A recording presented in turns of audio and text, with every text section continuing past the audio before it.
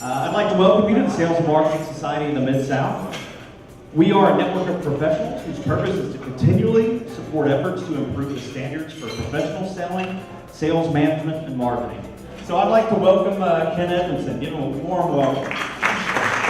What I want to do is give you some facts that are relevant to us in what we do and give you some sense of the power that you have. Mark Twain says, it's not what we don't know that limits us, it's what we know that ain't right.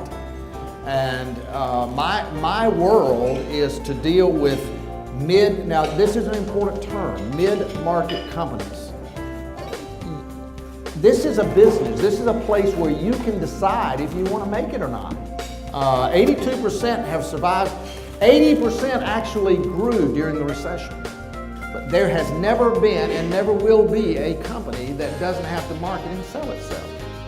As we get older, learning is what keeps you engaged and active. You want to see somebody who gets old and bitter and sarcastic, it's because they quit learning. And you can read any business book out there, except some of Napoleon Hill stuff. You can read any book you want to out there in 15 days. So you ought to read a book of mine, no big deal. Could you perform at that level? It's an amazing thing if you watch, and yet what happens when we ask a salesperson, how much money have you made? They say, well, I've made 50, but I need to make 75. Well, how are we going to make that happen? 50% of the people you're going to sell over the next year are going to require at least 12 meaningful interactions with you or your company.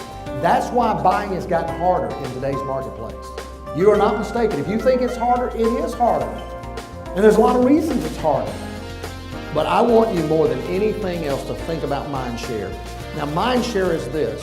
If I sell a product or service, do the people who buy that product and service, when they need it, do they think of me?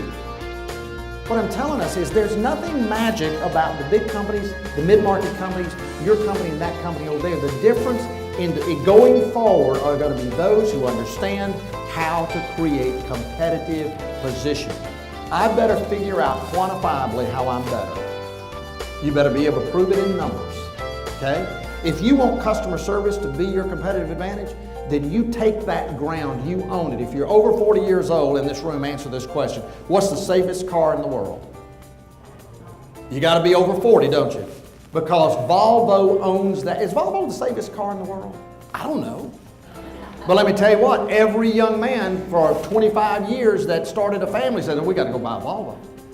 You have to figure out what strength you're going to live and die with, and you better get there. It's no longer about price. You can't beat Walmart. Commitment's different than desire. Desire is I want to do it. Commitment is I will do it. I want to run the New York Marathon. I go up there, I watch it, I come back and say, whoa, I'd really love to do that, but I'm not going to do what I have to do to run that sucker. So my commitment's not there. I want commitment, I want responsibility, I want desire, I want outlook, which changes. I want to know how you think. We run emotional intelligence tests to see how you fit into the world. I want you to feel comfortable in how you fit in the world. Understand people. So we built a series of tools. We have a program that people who want to run their business like a big company, but with the efficiencies and economies of scale of a small company, use our tools to do that. So the book is a wonderful, wonderful description of those 4 pieces, those 4 tools.